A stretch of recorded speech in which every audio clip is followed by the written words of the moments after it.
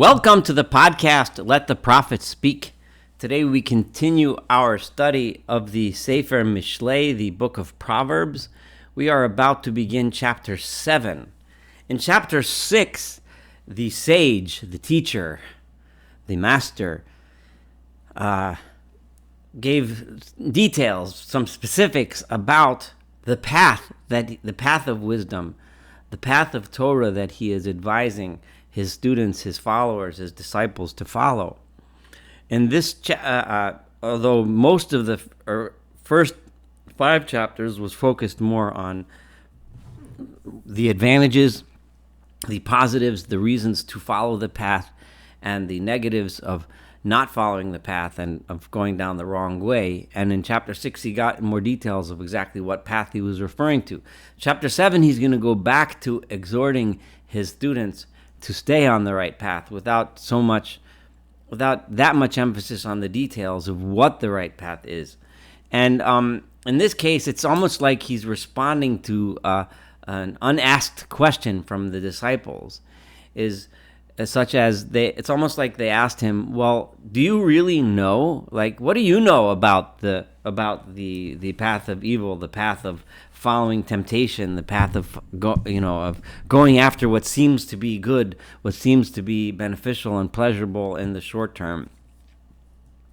And he's anticipating that question, or perhaps even was asked that question, and he then starts turning in a different he wants to exhort his students and tell them, no, I know what I'm talking about. I've seen it. I know it. And he's going to use the metaphor he's been using this whole time of the one who strays after the temptation of a foreign woman. And by foreign, he uses the term foreign because foreign meaning going away from the path of Torah, away from the wisdom of the sages, away from the wisdom of your tradition and experience, and thinking that if I just, for my own pleasure, it'll be better if I go the other way.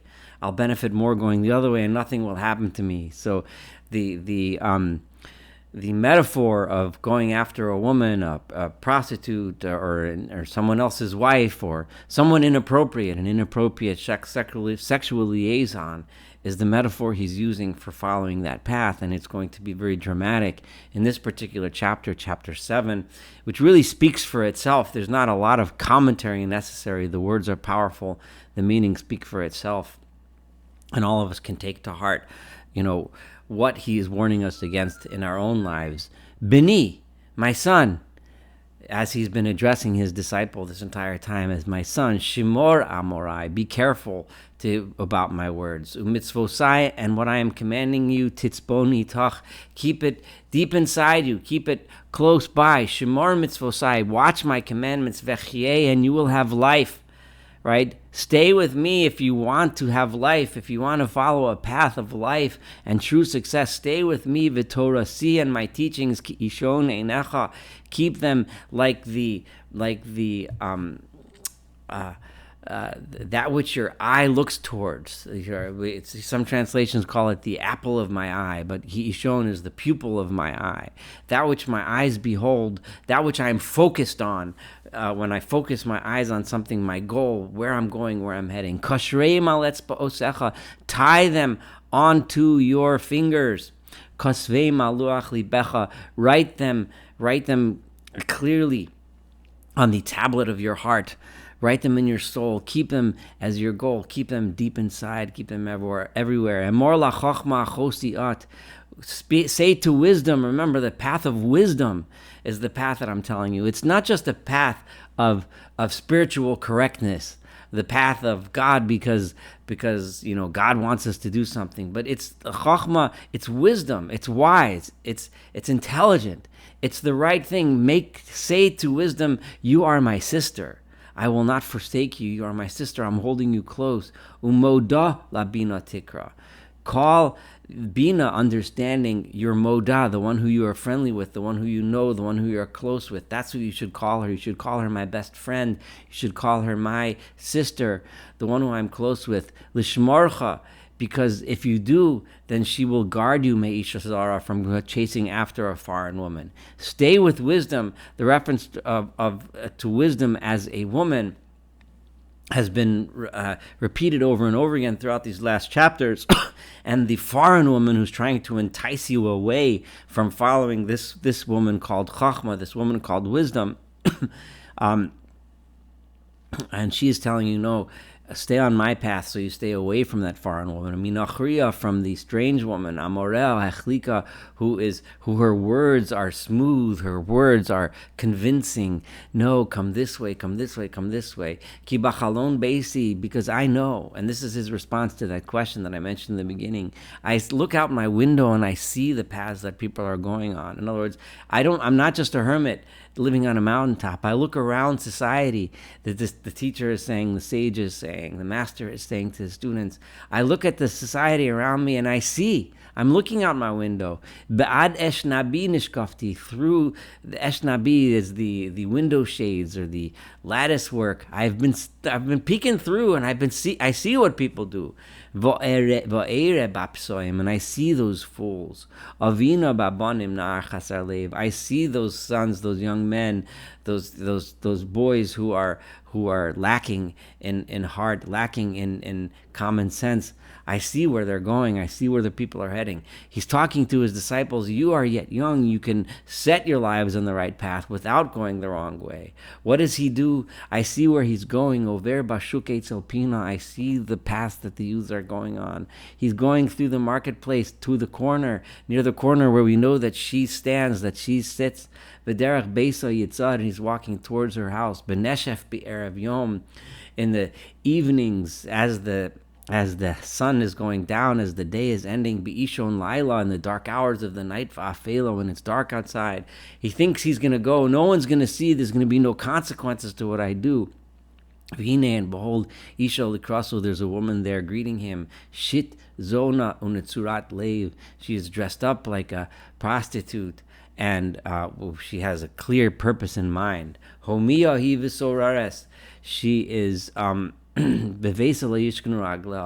right? She is always up and about and around. She's wandering throughout the streets looking for her next customers. She doesn't stay home. She doesn't stay devoted to her proper cause and purpose, but rather she's out there looking for new customers, new victims. Pam bachutz, sometimes she's in the outside. Pam barochovo, sometimes she's in the market square. Ve'etzel kolpino te'erov, and she lies in ambush on every corner. Ve'hachazika bo, and she holds him, v'noshkalo, and gives him a kiss. He'eza faneha, she says to him brazenly, vatomerlo, and she says to him, zivche shalamim alai, right? Hayom shilamti nidorai.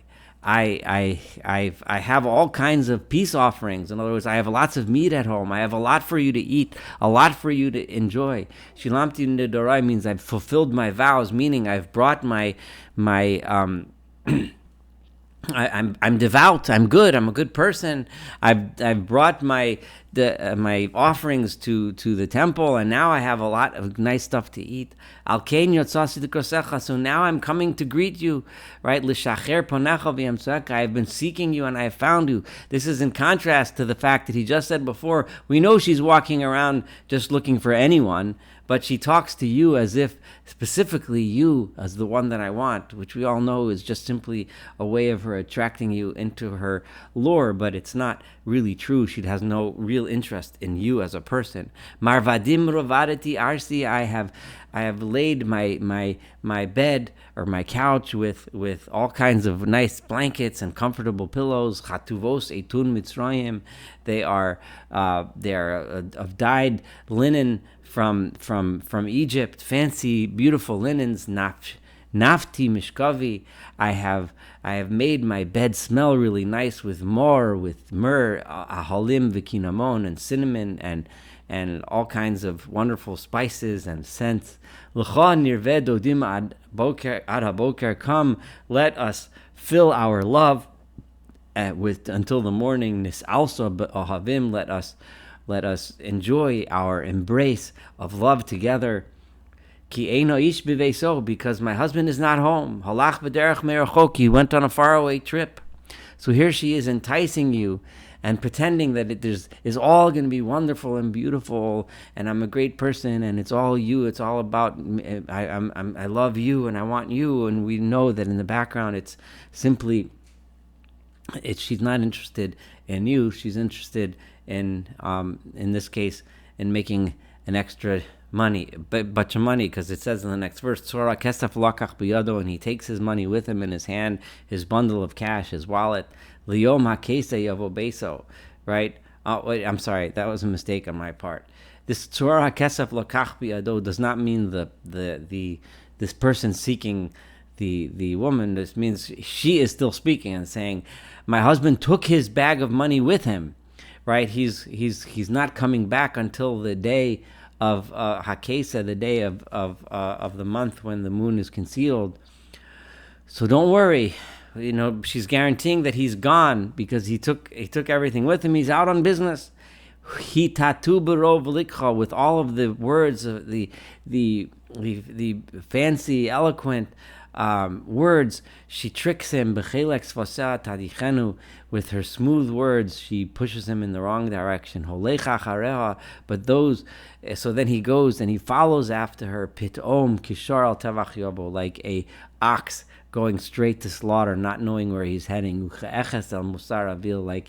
Like a fool that is just walking towards the stockades in order to get his punishment, but not knowing where he's actually heading. You trick him to thinking he's going to something good, but he's really getting himself caught in a terrible, terrible trap. Until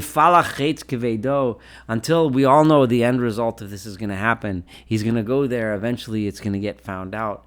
Eventually, he's going to live through the shame of what he had done and the anger of the husband against whom this woman was rebelling. So this is telling us, it's showing, we follow different paths in life and we convince ourselves the paths, they look so good to us. We convince ourselves that we're not going to suffer the consequences. It's okay, I can do this and I'll get away with it. It's going to be fine. It's going to be wonderful, but it's not what happens. You think it's great, and it feels good until one day that arrow hits you straight in the liver. He's like a bird that's rushing to a trap. The bird looks and sees this beautiful, wonderful piece of food, and it goes not knowing that the minute it grabs that food, slam, the trap is going to capture him. He doesn't realize, or at least he's keeping out of his mind the fact that he should realize that it's his own soul that he's about to sacrifice. Viata, and now, after drawing this very vivid and very erotic, but vivid and dramatic picture of being lured into the path of evil by someone who really does not have your best interests in mind, and that ultimately will end in destruction, this is how we should live our lives, realizing, don't go after that path. Whatever the evil path, whether it's specifically this particular case of an inappropriate relationship, or any kind of path that looks good, it looks pleasurable, but it's going to hit you. It's going to hit you. Be careful. Viata, now, vanim, my children, shimuli, listen to me. Viakshivu limrefi, listen to the words of my mouth. Al yest el deracheha libecha.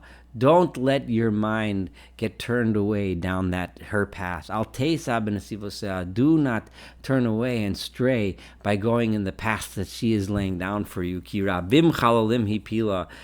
This woman, in other words, this temptation to go down the wrong path has left many dead bodies on the pathway.